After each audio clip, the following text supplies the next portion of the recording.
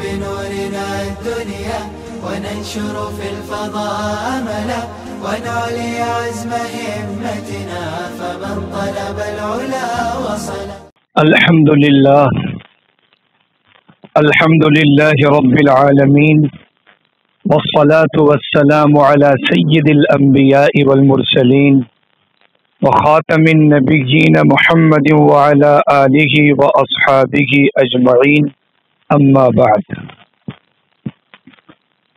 فأعوذ بالله من الشيطان الرجيم بسم الله الرحمن الرحيم فاصدع بما تؤمر وأعرض عن المشركين صدق الله مولانا العظيم. اللهم صل وسلم وبارك على سيدنا محمد وعلى آل محمد وبارك وسلم. گرامی قدر حضرات اساتذہ کرام، عزیز دوستوں اور ساتھیوں، میں سب سے پہلے تو رئیس جامعہ، ہم سب کے بزرگ، بلکہ ملت اسلامیہ کی بہت ہی عظیم شخصیت جو ماضی قریب میں ہم سے جدا ہو گئی ہے اور جن کے خلے کو پر کرنا اس وقت بہت مشکل ہے، ان کی وفات حسرت آیات کے بعد یہاں پہلی مرتبہ اس حاضری پر حضرت مولانا رحمت اللہ علیہ کی جتنی دینی، علمی، سماجی، قومی خدمات ہے، ان سب کو یاد کرتے ہوئے، ان پر خراج تحسین پیش کرتے ہوئے، اپنے دلی جذبات کو آپ کے سامنے رکھتے ہوئے بارگاہ خداوندی میں دعا گو ہوں کہ پروردگار عالم آپ کی قبر کو نور سے منور فرمائے اور آپ کی اس جدائیگی کو اور آپ کی اس رخصت سے جامعہ کے اندر جو خلا واقع ہوا ہے، اللہ تعالیٰ اس خلے کو پر فرما دے اور اللہ تعالیٰ آپ کے اخلاص کی بدولت دن دوگنی اور رات چوگنی اس ادارے کو ترقیات سے مالا مال فرمائے اور حضرت مولانا کو اعلیٰ علیین میں مقام بلند نصیب فرمائے اور اپنے اکابر و اسلاف کی صف اول میں جگہ عطا فرمائے، سرور عالم صلی اللہ علیہ وسلم کے جوار قدس میں آپ کو تمکن عطا فرمائے، آمین۔ عزیز دوستوں اور ساتھیوں، ہم سب گویا ایک گھر کے افراد ہیں، اس لیے کسی طرح کے خطاب یا بیان کا کوئی موقع نہیں ہے، آپس میں کچھ باتیں یعنی کچھ باتوں کا مذاکرہ کر کے احوال عالم اس وقت جس رخ پر، جس ڈگر پر چل رہے ہیں، اس کا کچھ جائزہ لے کر آپس میں ذمہ داریوں کا ایک احساس پیدا کرنا ہے، ورنہ تو مجھ طالب علم سے زیادہ علم والے اساتذہ موجود ہیں، آپ حضرات کا علم بھی تازہ ہے، آپ بھی پڑھ رہے ہیں، تو کوئی علمی نکات اور یہاں کوئی علمی شہپاروں کا مذاکرہ نہیں ہے، لیکن بقول میر جمع ہے احباب درد دل کہہ لے، پھر التفات دل دوستاں رہے نہ رہے کے تحت آپ حضرات کی خدمت میں اب بغیر کسی تمہید کے چند گزارشات رکھنا ہے۔ پہلی چیز یہ ہے کہ اس امت کا سب سے بڑا فتنہ ارتداد ہے۔ بہت سے فتنے ہیں مگر اس امت کا سب سے بڑا فتنہ ارتداد ہے، اس لیے کہ اللہ کے خزانے کی سب سے بڑی نعمت ایمان ہے۔ اگر کسی کو ایمان مل گیا اور کچھ نہ ملا تو خوش نصیب انسان ہے، اور اگر ایمان نہیں ملا باقی سب کچھ مل گیا تو خسرت دنیا والآخرہ، نہ دنیا میں کامیاب نہ آخرت میں کامیاب، اس بات کو ہم سب جانتے ہیں۔ تو اس امت کا سب سے بڑا فتنہ ارتداد ہے۔ نبی رحمت صلی اللہ علیہ وسلم کا یہ احسان ہے، آپ کا معجزہ ہے کہ آپ نے آنے والے حالات کے سلسلے میں بہت پہلے اپنی امت کو آگاہ فرما دیا ہے، اور ایک ایک فتنے کی ایسی نشاندہی فرما دی ہے جیسے دن کے بعد رات آتی ہے، رات کے بعد دن، پھر دوبارہ دن ہوتا ہے، ایسے ایک ایک پیشن گوئیاں آپ کے ارشادات کی روشنی میں اس وقت پیش آ رہی ہیں۔ میرے دوستوں اور ساتھیوں، اس میں ایک افسوسناک بات یہ ہے، عام طور پر ہم یہ سمجھتے ہیں کہ فتنوں کا شکار بے پڑھے لکھے لوگ، دین سے دور رہنے والے، دین کی بنیادی باتوں سے ناواقفیت رکھنے والے اس طرح کے لوگ ہوتے ہیں، لیکن آپ تاریخ کا مطالعہ کریں گے اور رسول پاک صلی اللہ علیہ وسلم کی ان احادیث کا مطالعہ کریں گے جو فتن، اشراط الساعہ اور علامات قیامت سے تعلق رکھتی ہیں، تو آپ کو اندازہ ہوگا کہ ارتداد صرف بے پڑھے لکھے لوگوں ہی میں نہیں آئے گا، بلکہ ارتداد دینداروں میں بھی آئے گا، اہل علم میں بھی آئے گا، جہلا میں بھی آئے گا، اور عبادت گزار لوگوں میں بھی آئے گا، بے دین لوگوں میں بھی آئے گا۔ جس دور سے ہم اور آپ گزر رہے ہیں، یہ وہی بد نصیب دور ہے کہ جس میں ارتداد اور کفر مختلف شکلوں میں ہمارے سامنے آ رہا ہے، اور آپ نبی اکرم صلی اللہ علیہ وسلم کے وفات کے بعد کے احوال پڑھیں گے۔ علامہ ابن حجر عسقلانی رحمہ اللہ نے فتح الباری میں بھی لکھا ہے، جب رسول پاک صلی اللہ علیہ وسلم کی وفات حسرت آیات کا اندوہناک واقعہ پیش آیا، اس کے بعد بھی دو طرح کا ارتداد اس امت میں پھیل گیا، اور ان کے الفاظ ارتد عامۃ العرب،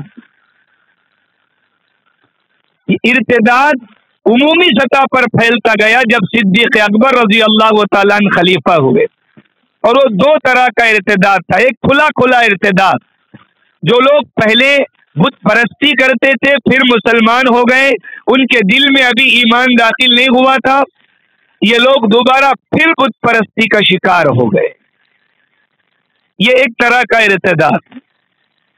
دوسرا، اپنے آپ کو مسلمان تو بتا رہے تھے مگر انہوں نے اسلام کے ایک بنیادی عقیدہ ختم نبوت کا انکار کرتے ہوئے یمامہ کے لوگ مسلمہ کذاب کو نبی ماننے لگے، اور صنعاء یمن کے لوگ اسود عنسی کو نبی ماننے لگے۔ یہ اسلام کے ایک بنیادی عقیدے، ضروریات دین کا انکار تھا، قطعیات اور حکم قطعی کا انکار تھا، جس کی وجہ سے یہ بھی اسلام سے نکل کر مرتد ہو گئے تھے۔ یہ دوسری طرح کا ارتداد۔ تیسرا جو ارتداد تھا، احکام اسلام میں سے، ارکان اسلام میں سے ایک اہم رکن زکوٰۃ کا انکار کر دیا تھا۔ منکرین زکوٰۃ پیدا ہو گئے تھے، انہوں نے کہا کہ زکوٰۃ رسول پاک صلی اللہ علیہ وسلم کے مبارک دور کے ساتھ مخصوص تھا، اس کا حکم اب ہم نہیں دیں گے۔ مانعین زکوٰۃ الگ ہے، منکرین زکوٰۃ ارکان اسلام میں سے ایک اہم رکن کا انہوں نے انکار کر دیا تھا۔ یہ تینوں طرح کا ارتداد، ایک سیدھا کھلا ارتداد کہ بت پرستی کا شکار ہو گئے، دوسرا اسلام کے ایک بنیادی عقیدہ ختم نبوت کا انکار کر دیا، یہ ضروریات دین میں سے ایک اہم عقیدے کا انکار ہے، تیسرا احکام اسلام، وہ احکام اسلام جو بنیاد ہے، بنی الاسلام علی خمس کے تحت، اس کے ایک اہم رکن زکوٰۃ کا انکار کر دیا۔ اور یہ تینوں لوگ مرتد تھے، جس کے بارے میں کہا گیا ارتد عامۃ العرب۔ صدیق اکبر رضی اللہ تعالیٰ عنہ نے ان تینوں کا مقابلہ کیا۔ اسود عنسی تو خیر وہ رسول پاک علیہ الصلوۃ والسلام کی حیات طیبہ ہی میں جہنم رسید ہو گیا تھا، ہم سب جانتے، جس کی خبر بھی 3 دن پہلے رسول پاک صلی اللہ علیہ وسلم تک پہنچ گئی تھی۔ لیکن یہ مسلمہ کذاب، منکرین زکوٰۃ کا فتنہ، اس کی بےخونی حضرت صدیق اکبر رضی اللہ تعالیٰ عنہ نے کی ہے۔ اس کے بعد سے آپ آج تک کی تاریخ پڑھتے آئیں گے تو ارتداد ہر دور میں مختلف شکلوں میں مختلف صورتوں میں آتا رہا ہے، لیکن جس بد نصیب دور سے ہم گزر رہے ہیں اس میں سیلاب کی طرح فتنے آ رہے ہیں۔ ملت اسلامیہ کا مستقبل آپ حضرات ہیں، اس امت مرحومہ کی امیدیں آپ سے وابستہ ہیں، اس لیے کہ نبی رحمت صلی اللہ علیہ وسلم کی ذات عالی سے سب سے زیادہ قریبی رشتہ امت کے عام طبقے کے مقابلے میں ہمارا اور آپ کا ہے۔ النبی اولا بالمؤمنین من انفسہم، اس آیت مبارکہ کی تفسیر میں علامہ شبیر احمد عثمانی رحمہ اللہ نے ایک بات لکھی ہے، ہر مومن کو اپنے ایمان سے پہلے اللہ کی ذات اور اپنی ذات سے پہلے سب سے بڑا واسطہ جو ہے ہمارے ایمان کے درمیان اور رسول پاک صلی اللہ علیہ وسلم کی ذات گرامی ہے۔ ایمان کی جو شعاعیں ہمارے قلوب پر پڑ رہی ہیں در حقیقت وہ اسی آفتاب عالم تاب کی شعاعیں ہیں جو رسول اکرم صلی اللہ علیہ وسلم کے ذریعے ہم تک پہنچ رہی ہیں، اور آپ ہی کی ذات گرامی آفتاب عالم تاب ہیں۔ ہمارے ایمان کی یہ شعاعیں بھی حصہ ہے رسول اللہ کی روحانیت کبریٰ کا، حضور کی ذات عالی کا۔ اس لیے ہمارا جو علم ہے، ہمیں جو ایمان دیا گیا ہے، یہ دونوں اللہ کے خزانے کی سب سے بڑی نعمتیں، ایمان اور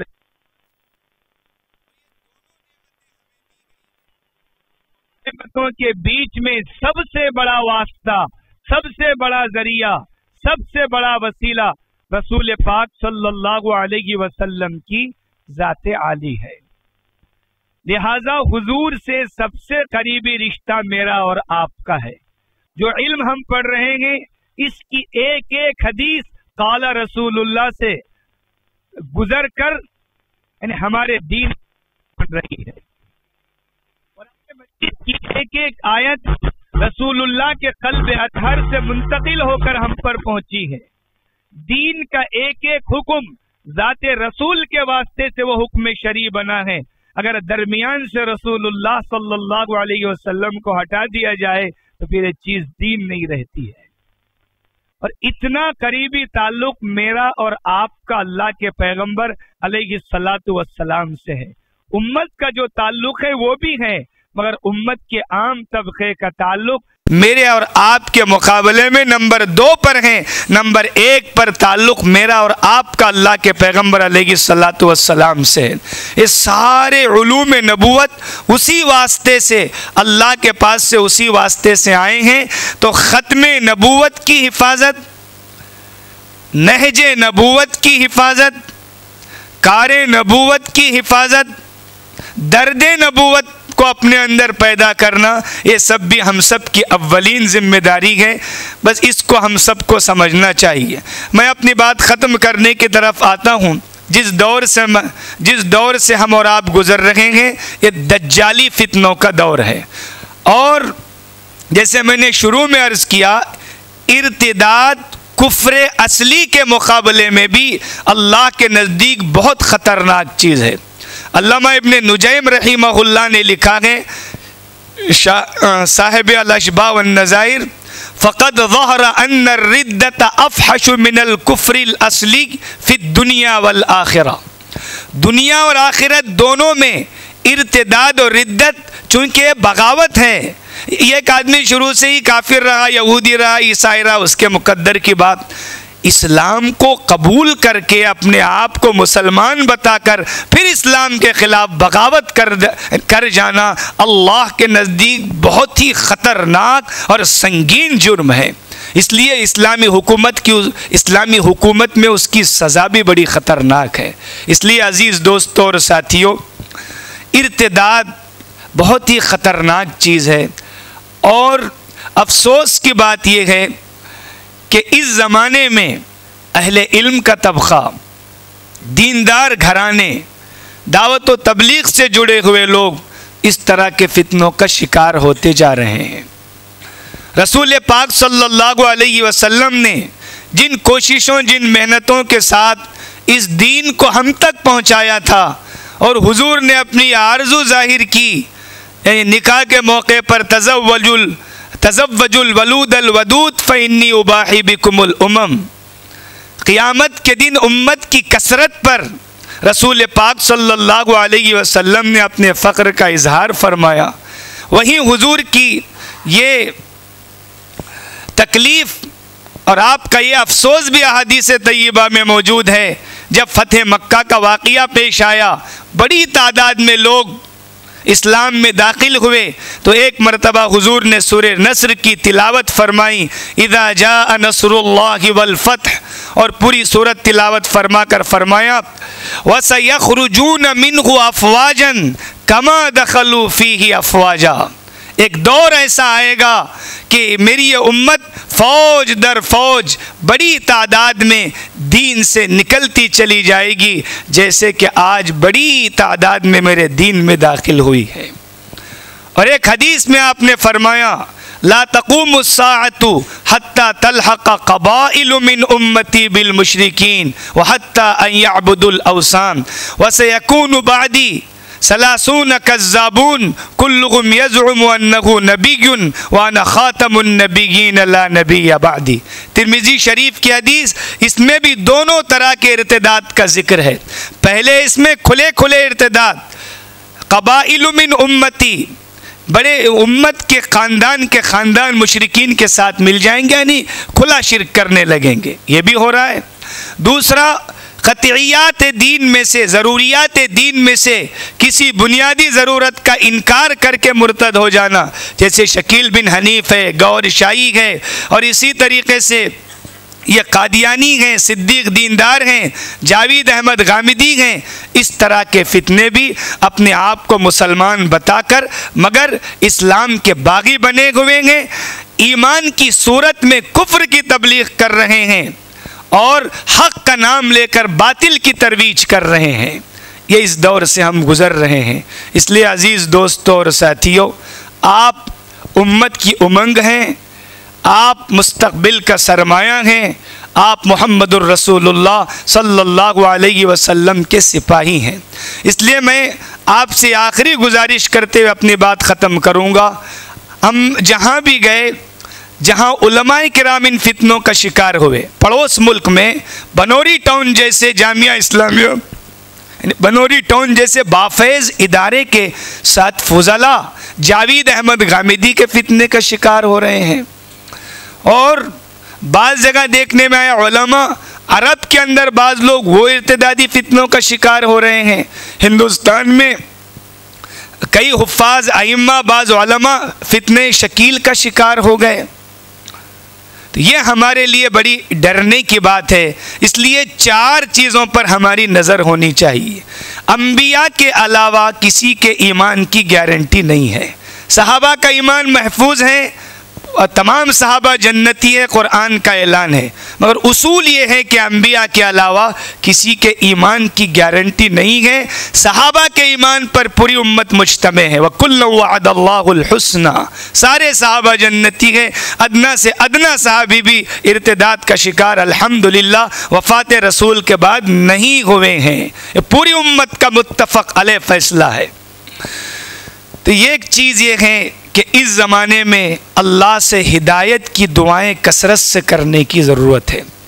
حضرات انبیاء کرام ارتداد سے ڈرا کرتے تھے جبکہ ان کے ایمان کی گارنٹی ہے، اپنے نسلوں کی فکر کیا کرتے تھے۔ حضرت ابراہیم کی دعائیں موجود ہیں، حضرت یعقوب کی، حضرت یوسف کی، دیگر انبیاء کی، میں اس وقت تفصیلات میں جانا نہیں چاہوں گا۔ پہلی چیز، ہم سب کو اللہ تعالیٰ کے دربار میں اپنی استقامت کے لیے، اپنے نسلوں کے ایمان پر قائم رہنے کے لیے کثرت سے دعاؤں کی ضرورت ہے۔ اللہم انی اسألک ایمانا لا یرتد ویقینا لیس بعدہ کفر، اللہم انی اسألک ایمانا دائما وہدى قیما وعلما نافعا۔ اس طرح کی دعائیں احادیث مبارکہ میں موجود ہیں۔ حضرت عائشہ، حضرت نواس بن سمعان، حضرت عبداللہ ابن عمر اور حضرت انس، کئی ایک صحابہ نے اس حدیث کو نقل کیا ہے۔ حضور سب سے زیادہ جس دعا کا اہتمام کرتے تھے وہ دعا یہ تھی، اللہم یا مقلب القلوب ثبت قلبی علی دینک، یہ بہت ضروری ہے کہ اللہ سے بار بار ہم دعائیں مانگتے رہیں کہ اللہ ہمیں زندگی کی آخری سانس تک ایمان پر ثابت قدم رکھنا، اور ہمارا خاتمہ، یعنی اور اللہ سے دعائیں کریں کہ اللہ ہمارا خاتمہ بہتر سے بہتر فرمائے، ایک چیز۔ دوسری چیز یہ ہے کہ ہم لوگ اپنے علم کو پختہ اور وسیع بنانے کی کوشش کریں، علم صحیح حاصل کرنے کی کوشش کریں۔ دیکھنے میں یہ آ رہا ہے کہ جو علماء کرام، جن علماء کا مطالعہ وسیع نہیں ہے، خاص طور پر فتن، ابواب الفتن پر، ابواب الملاحن پر، اشراط الساعہ پر، جن کی گہری نظر نہیں ہے، علم مضبوط نہیں ہے، وہ اپنے پھس پھسے علم کی وجہ سے ڈگمگاہٹ کا شکار ہو رہے ہیں۔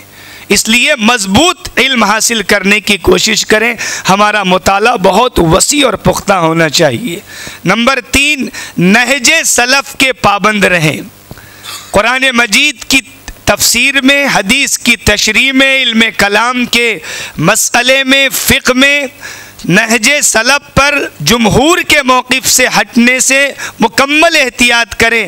جہاں ہم اپنے اسلاف کی تشریحات پر ہم نے اعتماد نہیں کیا، وہیں ڈگمگاہٹ کا شکار ہو گئے۔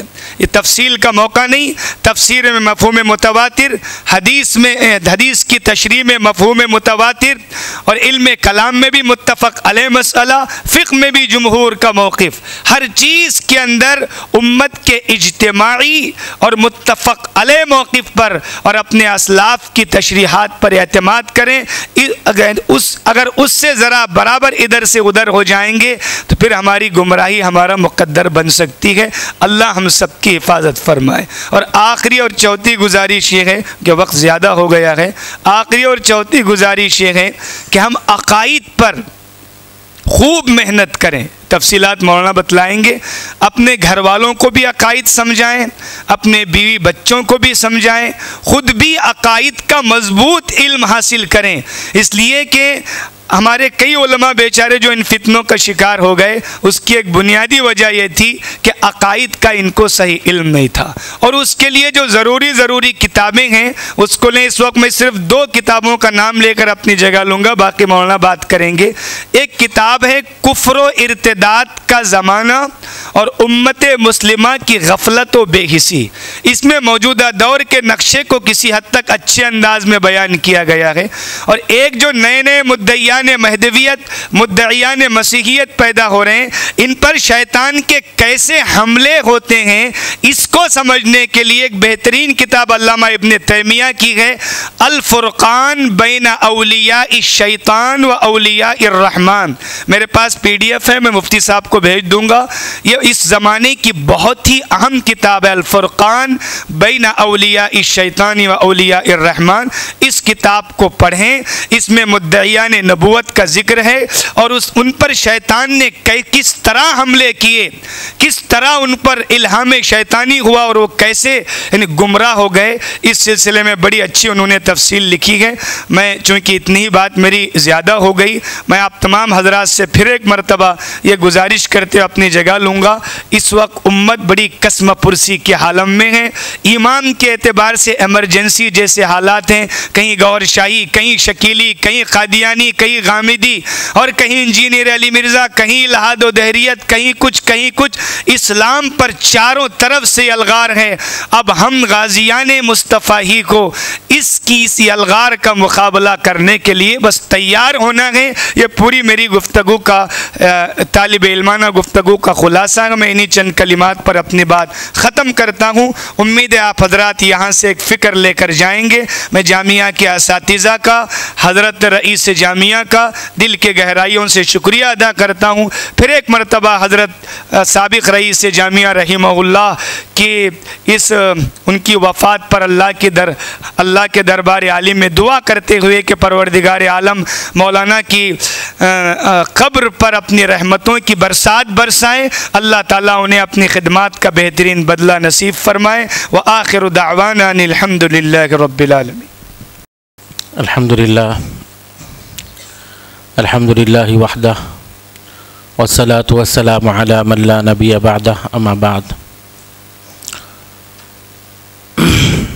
قال اللہ تبارک و تعالی فی القرآن المجید والفرقان الحمید فاعوذ باللہ من الشیطان الرجیم بسم اللہ الرحمن الرحیم والعصر ان الانسان لفی خسر الا الذین آمنوا وعملوا الصالحات۔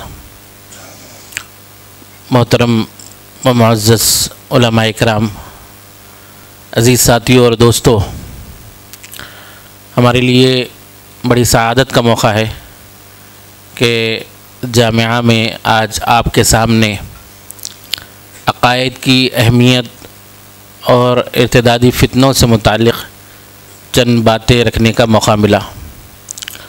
سب سے پہلے میں رئیس الجامعہ کے انتقال پر جو امت کو اتنا بڑا خلا ہوا ہے، اس پر ہم اللہ تبارک و تعالیٰ سے دعا کرتے ہیں کہ اللہ تعالیٰ اس کا نعم المدل جو حضرت کے فرزند جانشین اللہ نے عطا فرمایا ہے اس کا شکر ادا کرتے ہیں، اور حضرت کے لیے مغفرت کی دعا کرتے ہیں کہ اللہ تعالیٰ آپ کی مغفرت فرمائے، اللہ آپ کی خدمات کو قبول فرمائے، اور اللہ کے کلام سے محبت اور تعلق اور اس کی خدمت میں جو انہوں نے اپنا سب کچھ قربان کیا ہے اللہ تعالیٰ اسے قبول فرمائے۔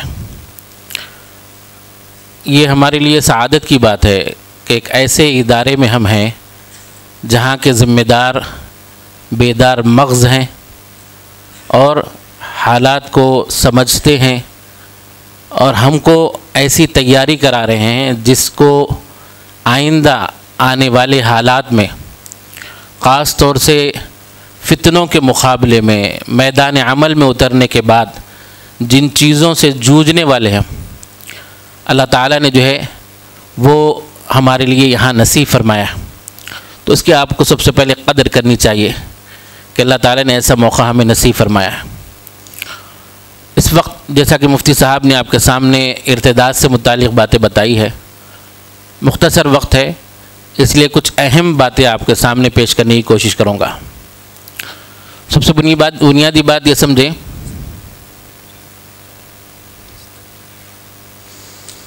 سب سے بنیادی بات تو یہی ہے کہ اس وقت جو حالات ہیں جس کے بارے میں اللہ کے نبی سیدنا محمد رسول اللہ صلی اللہ علیہ وسلم نے فرمایا تھا، بادروا بالاعمال فتنا كقطع الليل المظلم يصبح الرجل مؤمنا ويمسي كافرا ويمسي مؤمنا ويصبح كافرا يبيع دينه بعرض من الدنيا۔ کہ اللہ کے نبی صلی اللہ علیہ وسلم نے فرمایا کہ اعمال میں جلدی کرو، اعمال میں جلدی کرو، اس لیے کہ آپ صلی اللہ علیہ وسلم نے فرمایا کہ تم پر ایسے فتنے چھانے والے ہیں جیسے رات کی اندھیری تم پر چھا جاتی ہے۔ اور فرمایا کہ ایک شخص صبح کو مومن ہوگا، شام ہوتے ہوتے کافر ہو جائے گا، اور شام کو مومن ہوگا اور صبح ہوتے ہوتے کافر ہو جائے گا۔ آپ نے فرمایا کہ بہت معمولی سی چیزوں کے لیے اپنے دین کو بیچ دے گا۔ یہ صورتحال آج ہم دیکھ رہے ہیں، اور فتنے ہیں کہ ایک کے بعد دوسرا، دوسرے کے بعد تیسرا، یہ فتنے آتے ہی چلے جا رہے ہیں۔ جس وقت ہم میدان میں آئے تھے تقریباً 2006 کی بات ہے، اس وقت ارتداد کے مقابلے میں جو ہم کھڑے ہوئے اپنے بڑوں کے کہنے پر، وہاں پر معاملہ یہ تھا کہ ہم دیکھ رہے تھے کہ اکثر جو نظر آتا تھا فتنہ وہ فتنے قادیانیت تھا۔ پھر اس کے بعد نئے نئے فتنے ہمارے سامنے آئے، جیسے گوہر شاہی کا فتنہ ہے، انکار حدیث کا فتنہ ہے، جاوید غامدی کا فتنہ ہے، جماعت المسلمین کا فتنہ ہے، اور پھر انجینئر علی مرزا کا فتنہ ہے۔ اس طرح سے مختلف فتنے سامنے آتے رہے، اور دن بدن فتنے بڑھ رہے ہیں۔ جیسے شکیل بن حنیف کا فتنہ ہے، یہ دن بدن فتنے بڑھتے چلے جا رہے ہیں، نئے نئے روپ لے کر لوگوں کو مرتد بناتے چلے جا رہے ہیں۔ اس کی آخر وجہ کیا ہے، اس پر غور کرنے کی ضرورت ہے کہ اتنی بڑی تعداد امت کی ایسے فتنوں کا شکار کیوں ہو رہی ہے؟ کیا وجہ ہے کہ لوگ ان باطل عقائد کو قبول کرتے چلے جا رہے ہیں؟ اس کی بنیادی وجہ یہی ہے کہ ہم میں عقائد کا جو علم ہے، جس طریقے سے امت میں شعور بیدار کرنا چاہیے تھا، ہم نے کیا نہیں۔ جیسی محنت عقائد سے متعلق ہونی چاہیے تھی وہ نہیں ہو رہی ہے، اور ہمارے پاس جو ہے ہوتا یہ ہے کہ علماء اکرام فارغ ہو کر آتے ہیں، عقائد پر محنت کی بات جب آتی ہے تو وہ محنت نہیں کر پاتے. اس کی وجہ یہ ہے کہ خود عقائد سے اتنی مضبوطی سے واقف نہیں ہوتے. بہت کم لوگ ہوتے ہیں جو اس پر محنت کرتے ہیں، لیکن اکثر کا حال یہ. آپ غور کریے کہ ہمارے جو نسل ہے، آنے والی جو نسل ہے، اس کا معاملہ یہ ہے کہ ہم مکتب میں کسی درجے میں کوئی چیز پڑھائی جاتی ہے تو مکتب میں ہم جو ہے کس درجے کے عقائد پڑھا رہے ہیں. آپ غور کریے تو وہاں پر جو ہے چند کلمات یاد دلا دیے جاتے ہیں اور ایمان مجمل، ایمان مفصل یاد دلا دیا جاتا ہے. عقائد کے متعلق جو ہے چند باتیں، بنیادی باتیں سکھا دی جاتی ہے. لیکن اس وقت جو ہے فتنہ ہے، سیلاب ہے، اور سوشل میڈیا کے ذریعے، اسکول اور کالج کے ذریعے اور دیگر جو ہے جو بھی تنظیمیں، تحریکیں، ادارے یہ باطل فتنوں کے ہیں، ان کی طرف سے اسلام کے خلاف میں جو پروپیگنڈا کیا جا رہا ہے اور اسلام کے بارے میں شکوک و شبہات پیدا کیے جا رہے ہیں، ان کا ایک سیلاب ہے.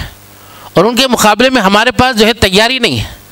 ہم اپنے نسل کو، نئی نسل کو وہ فتنوں سے متعلق آگاہ نہیں کر رہے، ان کے اعتراضات کے جوابات نہیں دے رہے ہیں. نتیجہ یہ ہے کہ جب وہ جو ہے میدان میں جاتے ہیں تو پھر وہ ان فتنوں سے متاثر ہوتے ہیں.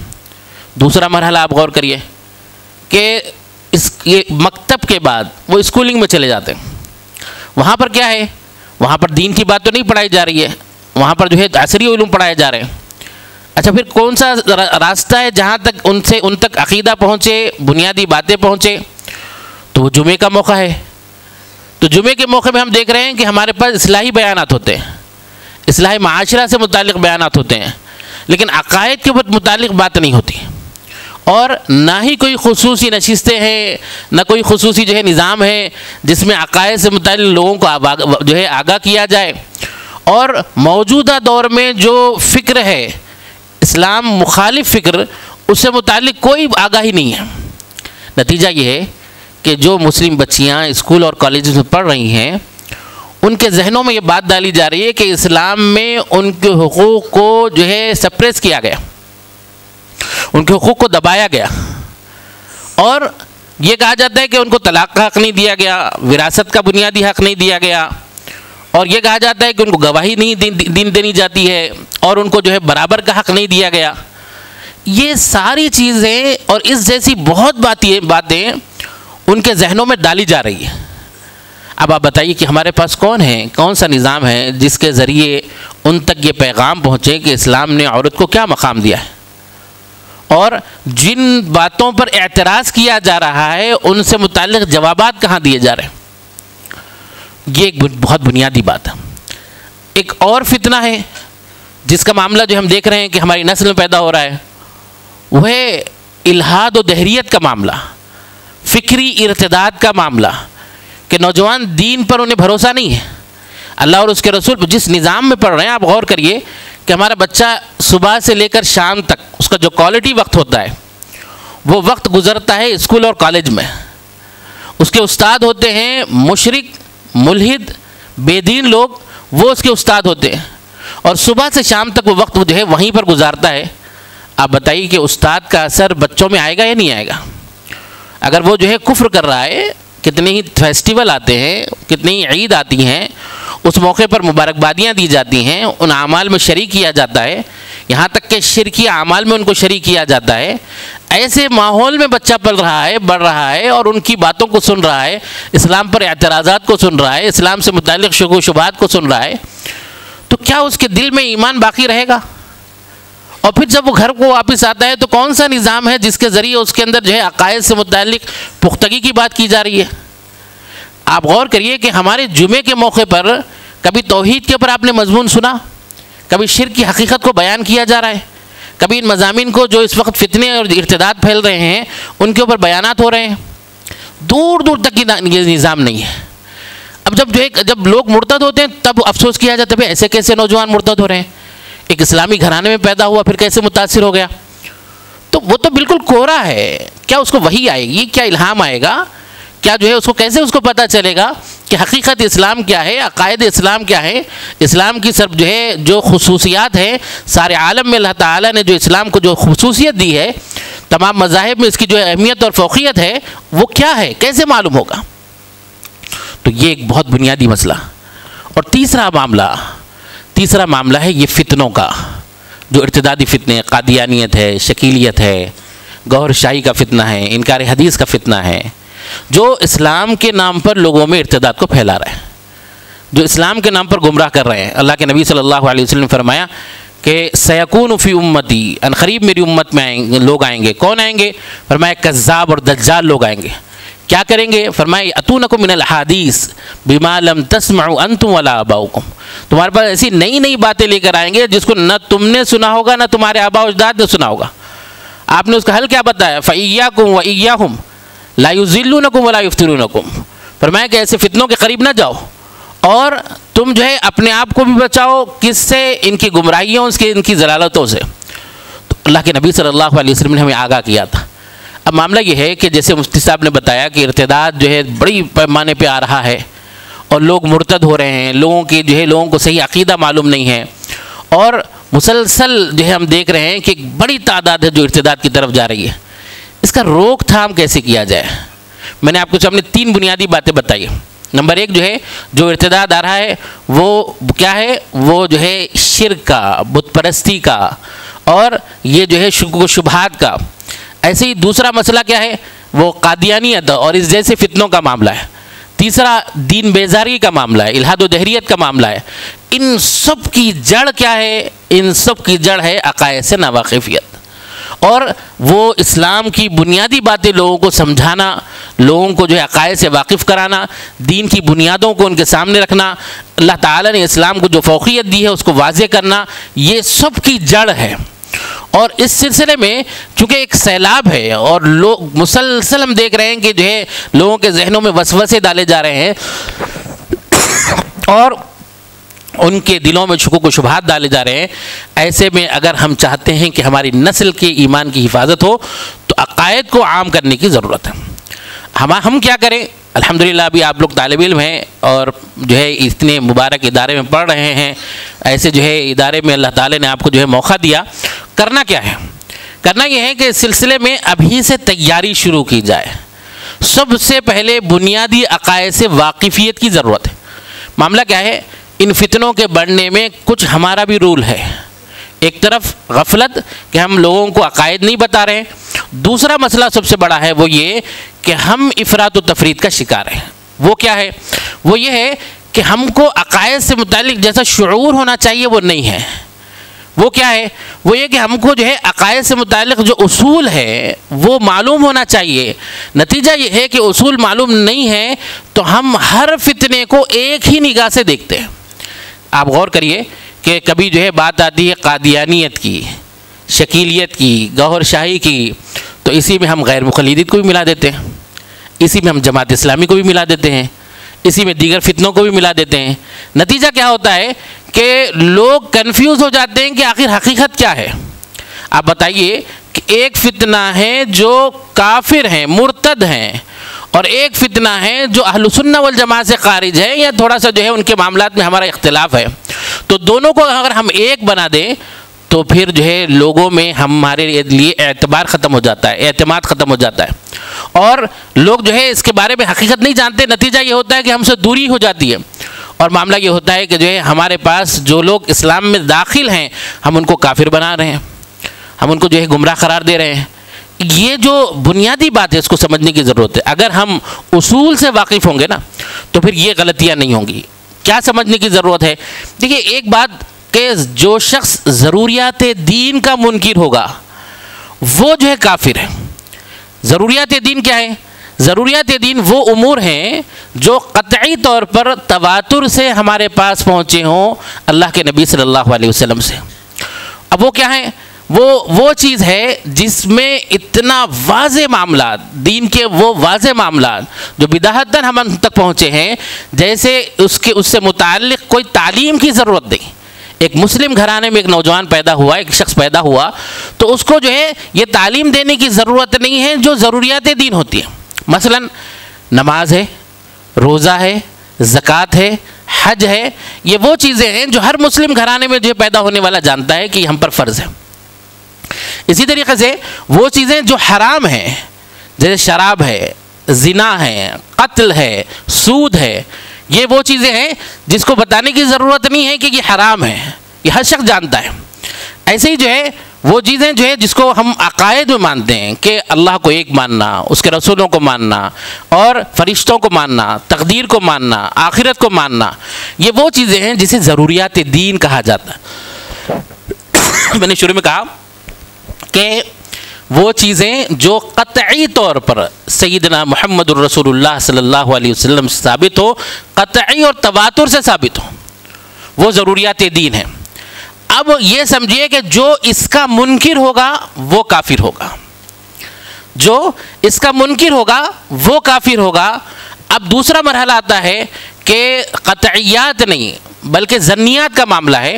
اگر مثال کے طور پر جو ہے کوئی ایسی چیز جو قطعی طور پر ثابت نہیں ہے لیکن ظنی ہے، اگر اس کا کوئی منکر ہوتا ہے تو ہم کہتے ہیں اس کو اہل السنہ والجماعت سے خارج ہے، لیکن وہ اسلام میں داخل ہے۔ اگر ضروریات دین کا منکر نہیں ہے تو اسلام میں داخل ہے، وہ اہل السنہ والجماعت سے خارج ہو سکتا ہے لیکن اسلام سے خارج نہیں ہے۔ تو یہاں پر اس بات کو سمجھنے کی ضرورت ہے کہ ہمارے پاس اصول اگر ذہن میں ہوں گے تو ہم ہر فتنے کو آسانی سے سمجھ سکیں گے کہ کس درجے کا گمراہ ہے، کیا یہ کافر ہے یا اہل السنہ والجماعت سے خارج ہے۔ ہم کیا کرتے ہیں کہ ابھی جو ہے مثال کے طور پر جو ہے انجینئر علی مرزا کا فتنہ ہے، آپ دیکھیں گے کہ ہم دیکھتے ہیں کہ بہت سے مرتبہ پوسٹر آتے ہیں ہمارے پاس واٹس ایپ کے اوپر جس میں قادیانی، گوہر شاہی، دیندار انجمن اور جو ہے شکیلیت فلاں فلاں فلاں کے ساتھ انجینئر علی مرزا کو ہی پیش کر دیا جاتا ہے۔ یقیناً بہت بڑا گمراہ ہے وہ، یقیناً بہت بڑا گمراہ ہے، لیکن کافر ہونے کا بھی فتویٰ نہیں لگا اس کے اوپر، ہم اس کو کافر کے ساتھ شامل کر دیتے ہیں۔ آپ دیکھیں گے بہت سی مرتبہ ہم دیکھتے ہیں کہ جو ہے ان فتنوں کے ساتھ غیر مقلدیت، جماعت اسلامی اور اس جیسی باتوں کو نقل کر دیا جاتا ہے۔ تو آپ خود غور کریں کہ اسلام کی جو بنیاد ہے کہ اگر کوئی کافر نہیں ہے اور اس کو کافر کہا جائے تو اس کا کفر لوٹ کر آتا ہے، تو یہ ایک بہت بنیادی بات ہے۔ اگر ہم اس کو سمجھیں گے اور اس کے مطابق جو ہے عمل کریں گے تو امت میں فتنوں سے متعلق صحیح شعور بیدار ہوگا۔ ورنہ معاملہ کیا ہوتا ہے کہ ایک موقع پر ایک علاقے میں ہمارا جانا ہوا جہاں پر قادیانیت کا فتنہ تھا اور لوگوں میں ہم بات کر رہے تھے، تو جب ان کو سمجھایا گیا کہ فلاں فلاں جو ہے یہاں علاقے میں یہ لوگ قادیانی ہیں، تو ایک شخص نے ہم سے کہا جو دیندار ہے، بظاہر جو ہے دیندار ہے، وہ کہتے ہیں کہ مولانا یہ بھی قادیانی ہے۔ تو میں نے دیکھا کون ہے، تو وہاں پر جو مسجد لکھی ہوئی تھی وہ غیر مخلدین کی مسجد تھی، تو بولے یہ بھی قادیانی ہے، یہ بھی اسلام سے خارج لوگ ہیں۔ اب آپ غور کریے کہ جو ہے کیا شعور ہے جس کے نتیجے میں جس فتنے سے متعلق سنگینی ہونی چاہیے وہ نہیں بلکہ جو آپسی اختلاف۔ حالانکہ اللہ کے نبی صلی اللہ علیہ وسلم نے فرمایا، قرآن پاک میں اللہ تعالیٰ نے صحابہ کرام رضوان اللہ علیہم اجمعین کی جو خصوصیت فرمائی، اذلۃ علی المؤمنین اعزۃ علی الکافرین، فرمایا کہ جو ہے آپس میں بڑے نرم ہیں اور کافروں کے لیے بڑے سخت ہیں۔ تو یہ بنیادی چیز آج ہم سے جو ہے مفقود ہے۔ آج جو ہے جس بات کی طرف توجہ دینے کی ضرورت ہے وہ ان فتنوں سے متعلق جو ہے صحیح ہمارے پاس شعور ہونا چاہیے۔ دوسری اور بنیادی بات کیا ہے کہ جب ہم جو ہے میدان میں جاتے ہیں تو وہاں پر تیاری اگر ہو اور صحیح فتنے سے متعلق شعور ہو تو ہم آسانی سے کام کر پاتے ہیں، اور اگر تیاری نہیں ہے، صحیح شعور نہیں ہے، نتیجہ یہ ہوتا ہے کہ اس فتنے کے پنپنے کا ہم موقع دیتے ہیں۔ اس کی وجہ کیا ہے؟ اس کی وجہ یہ ہے کہ ہم دیکھ رہے ہیں کہ مثال کے طور پہ ابھی فتنے شکیل کا بڑا زور ہے، لوگ بہت متاثر ہو رہے ہیں اور اس فتنے کی طرف جا رہے ہیں۔ اکثر ویڈیوز جو ہے ویڈیو شیئر ہوتے ہیں جس میں وہاں پہ موجود جو علماء ہوتے ہیں وہ شکیلیوں سے بحث کرتے ہیں، تو ان امور میں کرتے ہیں جس میں بحث کرنے کی ضرورت نہیں ہوتی، اور اس میں عموماً جو ہے ان کو تعویل کرنے اور فرار کا جو ہے موقع مل جاتا ہے۔ نتیجہ یہ ہوتا ہے کہ عام لوگ جو ہے سمجھتے ہیں کہ بھئی یہ جو ہے معاملہ کوئی بنیادی عقیدے کا نہیں ہے بلکہ معاملہ جو ہے یہ اختلافی معاملہ ہے۔ عام لوگ اس کو سمجھ نہیں پاتے اور اس فتنے کی سنگینی کو سمجھ نہیں پاتے۔ مثلا فتنے شکیل سے متعلق ہم دیکھ رہے ہیں تو وہ کر کیا رہے ہیں، کیسے لوگوں کو دھوکہ دے رہے ہیں، اور جس طریقے سے وہ لوگوں کے اندر جو ہے کام کر رہے ہیں، اتنی بڑی تعداد نوجوانوں کی متاثر سامنے آ رہی ہے، اور پڑھے لکھے بچے، جیسا مفتی صاحب نے بتایا کہ دیندار گھرانوں کے بچے، تبلیغ میں وقت لگانے والے بچے، اور بہت سے علماء کے گھرانوں میں جو ہے ارتداد آیا، بہت سے جو ہے علماء کی بیویاں اور ان کے گھرانے میں جو ہے حفاظ بچے جو ہے مرتد ہوئے ہیں. اس کی وجہ کیا ہے؟ اس کی بنیادی وجہ یہ ہے کہ حضرت مہدی سے متعلق، حضرت عیسیٰ علیہ السلام سے متعلق اور دجال اور علامات قیامت سے متعلق جو شعور ہونا چاہیے وہ نہیں ہے. اور ان میں جو ہے کن باتوں پہ بات ہونی چاہیے، جیسے مثال کے طور پر شکیل کا فتنہ جو ہے کام کر رہا ہے، تو اس میں جو ہے کن کن موضوعات کو اٹھانا چاہیے، کیسے بات کرنا چاہیے. تو اگر اس کی تیاری ہو تو بہت آسان ہو جائے گا. مثال کے طور پر جو ہے شکیل بن حنیف کی طرف جو ہے لوگ جو ہے کیا منسوب کر رہے ہیں. ایک موقع پر جو ہے ایک علاقے میں جانا ہوا، وہاں پر بات ہوئی، تو انہوں نے جو ہے جو متاثر ہے اس سے ہم نے پوچھا کہ تم شکیل کو کیا مانتے ہو؟ تو شکیل بن حنیف کو جو ہے کہنے لگا کہ میں عیسیٰ علیہ السلام مانتا ہوں. تو دیکھیے بنیادی بات کیا پکڑنا چاہیے اس کو میں سمجھانا چاہ رہا ہوں کہ وہ کہہ رہا ہے کہ عیسیٰ علیہ السلام مانتا ہوں. نہیں بھائی آپ کس بنیاد پر مانتے ہیں؟ تو اس نے جو ہے مسلم شریف کی روایت پیش کی، کیف انتم اذا نزل عیسی ابن مریم فیکم و امامکم منکم، کہ تمہارا اس وقت کیا حال ہوگا جب عیسیٰ ابن مریم تم میں نازل ہوں گے اور تمہارے امام حضرت مہدی تم میں موجود ہوں گے. یہ حدیث ہے. اب اس کو جو ہے وہ عربی تو جانتا نہیں تھا، اس نے اردو پیش کیا، اور وہ کیا تھا کہ اس وقت تمہارا کیا حال ہوگا جب عیسیٰ ابن مریم تم میں آ کر ٹھہریں گے. نزلہ کے معنی ٹھہرنے کے، اور پھر جو ہے یہاں پر اس کی جو شرارت ہے، ہم نے بحث میں یہ نہیں بحث نہیں کہ نزلہ کے کیا معنی، اس کو موقع مل جائے گا فوری کچھ بحث کرنے کا. میں نے کہا کیونکہ وہاں بڑی تعداد میں نوجوان متاثر تھے اس کے ساتھ، ہم نے کہا کہ آپ بھائی بتاؤ حدیث آپ نے پیش کی کہ اس وقت تمہارا کیا حال ہوگا جب عیسیٰ ابن مریم تم میں آ کر ٹھہریں گے. تو یہاں پر حدیث میں کیا کہا جا رہا ہے؟ عیسیٰ ابن مریم آئیں گے، اور تم کس کی دعوت دے رہے ہو؟ شکیل ابن حنیف کی. تو ابن حنیف اور ابن مریم میں کیا مماثلت ہے؟ ہم کو وہ کیا چیز نظر نہیں آ رہی جو آپ کو نظر آئی؟ عیسیٰ ابن مریم اور شکیل بن حنیف میں ذرا بتاؤ. تو اب وہ جو ہے اس کے پاس جواب نہیں تھا. دوسری بات اس نے کی، کہا کہ نہیں آپ کو اس سے دوسری حدیث ملانا پڑے گا. مطلب ملاؤ. تو وہ کہنے لگا کہ جو ہے اللہ کے نبی صلی اللہ علیہ وسلم نے فرمایا کہ قیامت اس وقت تک قائم نہیں ہوں گی جب تک کہ تم میں میرے خاندان سے ایک شخص آئے گا. اب یہاں پر حضرت مہدی کی طرف چلے گیا وہ اللہ کے نبی صلی اللہ علیہ وسلم کی حدیث، جس میں اللہ کے نبی صلی اللہ علیہ وسلم نے حضرت مہدی سے متعلق تفصیل بتائی. تو کہنے لگا کہ وہ جو ہے آئیں گے تو تم کو جا کر ان کے ہاتھ پر بیعت کرنا ہوگا. میں نے کہا کہ تم یہ حدیث جو پیش کر رہے ہو اس میں کیا بات ہے؟ اللہ کے نبی فرما رہے ہیں کہ اس قیامت اس وقت تک قائم نہیں ہوگی جب تک کہ میرے خاندان سے. تو میرا خاندان یعنی اللہ کے نبی صلی اللہ علیہ وسلم کا خاندان. اللہ کے نبی صلی اللہ علیہ وسلم کا خاندان شکیل کا خاندان ہے کیا؟ اس کا خاندان کیا ہے؟ تو کہنے لگا کہ نہیں مجھے معلوم نہیں ہے. میں نے کہا کہ بھئی تجھے معلوم نہیں ہے اور تو اس شخص کو حضرت عیسیٰ مان چکا ہے، حضرت مہدی مان چکا ہے. تو وہ کہنے لگا کہ نہیں مجھے معلوم نہیں. تو میں نے کہا کہ عیسیٰ ابن مریم بھی نہیں ہے، اللہ کے نبی صلی اللہ علیہ وسلم کا خاندان بھی نہیں ہے، تو پھر یہ کیسے جو ہے ممکن ہے کہ حضرت مہدی اور عیسیٰ علیہ السلام ہو سکتا ہے؟ اب اس کے بعد کہنے لگا کہ نہیں میں اس کو بغیر دلیل کے مانتا ہوں. تو یہ جو شرارت ہوتی ہے نا، تو اس کو پکڑنے کے لیے آپ بنیادی باتوں کو پکڑیں. نمبر ایک، شکیل جو ہے کیسے ابن مریم ہو سکتا ہے؟ ابن مریم تو وہ جو ہے خاص ایک ذات ہے جس کو اللہ تعالیٰ نے حضرت مریم کے بطن سے بغیر باپ کے پیدا فرمایا، جنہیں اللہ تعالیٰ نے جو ہے اپنے پاس آسمان پر اٹھایا ہے. وہی عیسیٰ علیہ السلام دوبارہ اس دنیا میں آنے والے. جتنی حدیث موجود ہیں ان سب میں آنے والے کو ابن مریم کہا گیا. اور دوسری بات، نزلہ کی بحث کرتے ہیں وہ، تو آپ نے شاید کتابیں پڑھی ہوں گی، علماء سے سنا ہوگا کہ نزلہ کے معنی کیا ہیں اور وغیرہ. میں آپ کو دوسرا نقطہ بتانا چاہتا ہوں. وہ کیا ہے کہ یہ ہم سے کہہ رہے ہیں کہ آپ من السما کا لفظ بتاؤ، آسمان سے نازل ہونے کا لفظ بتاؤ. تو حالانکہ حدیث ہمارے پاس موجود ہے. اب یہ کیا کہتے ہیں جب حدیث پیش کی جاتی ہے بہقی کی، تو کہتے ہیں کہ نہیں ہم کو صحیح ستہ سے بتاؤ. بہقی میں یہ روایت موجود ہے، کیف انتم اذا نزل عیسی ابن مریم من السماء فیکم و امامکم منکم. اب یہاں پر یہ بحث میں نہیں جانا ہے، اس کو یہ نہیں بتانا ہے کہ جو ہے من السماء لفظ موجود ہے.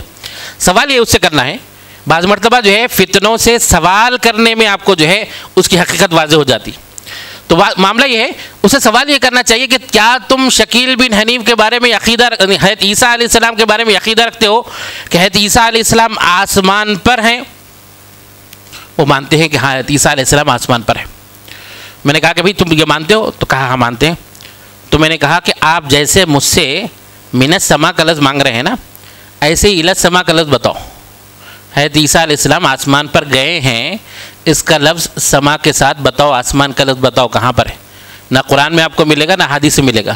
حالانکہ قرآن کی آیت بالکل واضح ہے، حضرت عیسیٰ علیہ السلام کو اللہ تعالیٰ نے آسمان پر اٹھایا کہ وما قتلوہ وما صلبوہ ولکن شبہ لہم، اور فرمایا کہ جو ہے بل رفعہ اللہ الیہ، اللہ تعالیٰ نے جو ہے عیسیٰ علیہ السلام کو اپنے پاس اٹھایا ہے۔ لیکن یہ جو سما کا لفظ مانگ رہے ہیں نا، تو آپ ان سے پوچھیں کہ تم جو ہے پہلے بتاؤ کہ آسمان پر گئے ہیں، اگر آپ آسمان پر چڑھائیں گے تو ہم وہاں سے اتاریں گے بابا، ہے نا؟ بات سب بالکل صاف بات ہے۔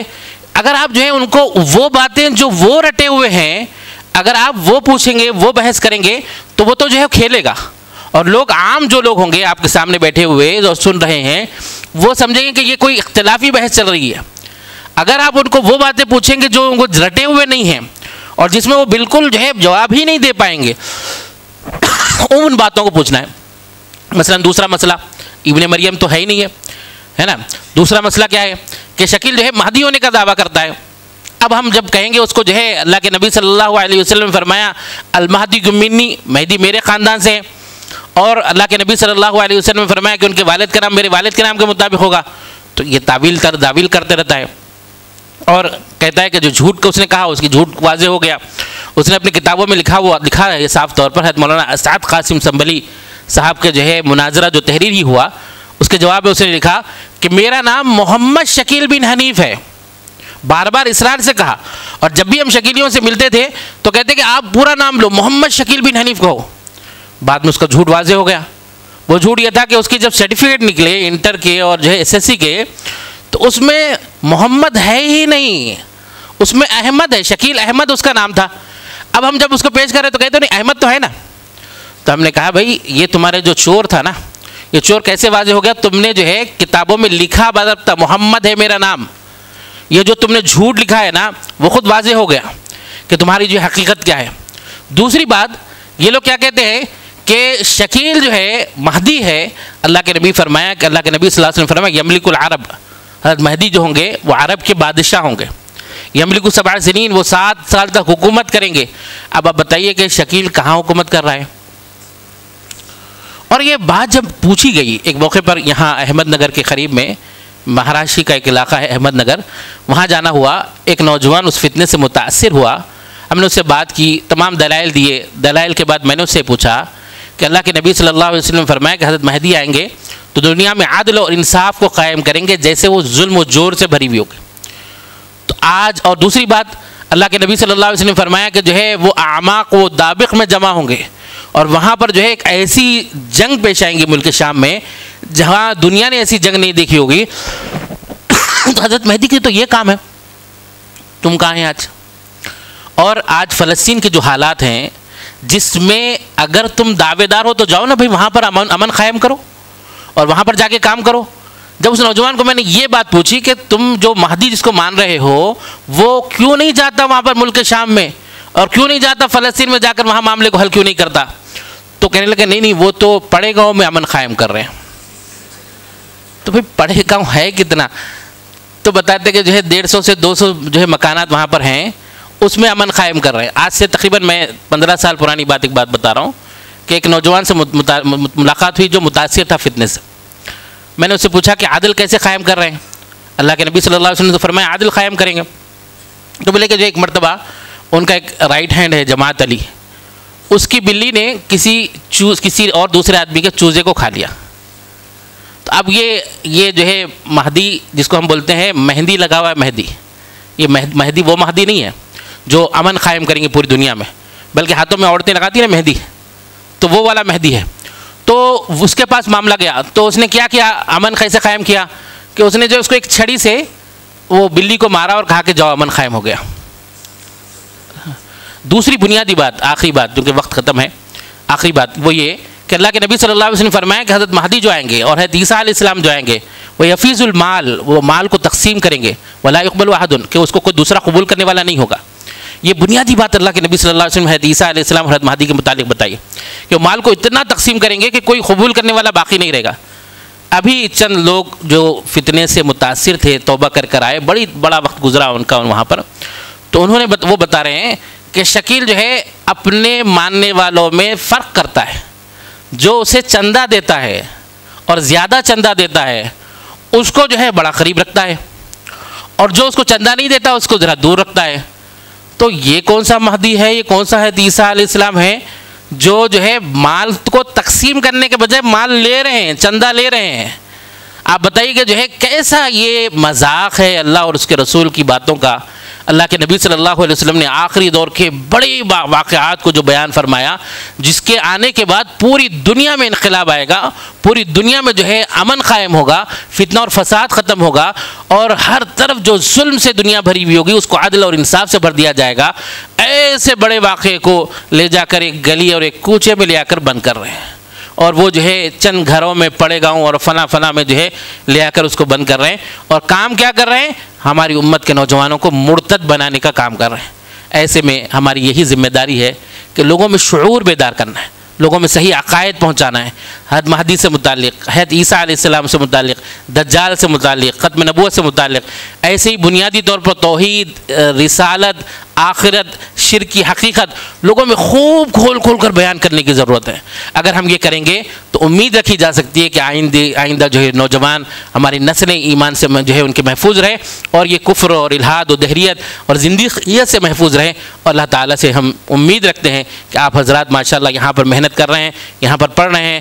آپ حضرات جو ہے اپنے خصوصی جو مطالعہ ہوتا ہے اور جو ہے خارجی مطالعے میں خاص طور سے عقائد پر محنت کریں.